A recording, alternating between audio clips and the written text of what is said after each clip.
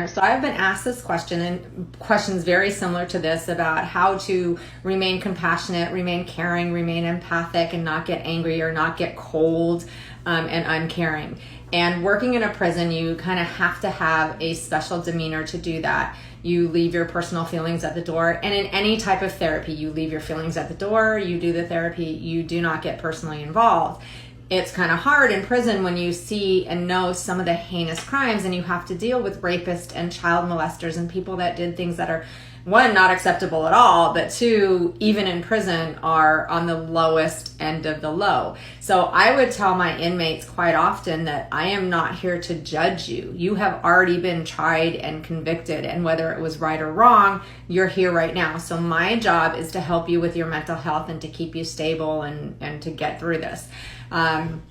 We did have access to what's called their criminal files, their C files, so we could read about their crimes if we chose to. Now, some people did not want to read through their crimes and other people did. And I read through most of my guys' crimes when I had the access to it.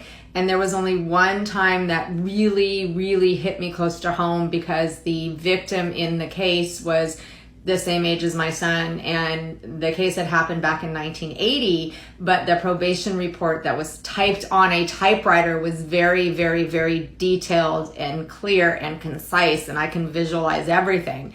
So I read it after I already knew the inmate, and he was very remorseful. He had been in already since the 80s, and it was now 2015. And he said he had tried very hard to talk to the victim's family. He was only 17 when the crime was committed. But I worked with him to continue to make a beneficial as possible life in prison as whatever he could do.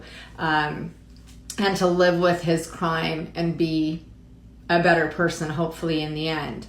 So it is a mixed balance. If you are there to judge, you honestly can't do well in the job. I know after my son was molested, I asked my supervisor at the time if they could not give me anybody if they know. We don't always know, but if they know that this person is in there for a child crime, I cannot deal with that person at that point in time. After a little bit of time to process and stuff, I was able to take them on my caseload again. But it's knowing what is your job, why you're there, and just doing your job.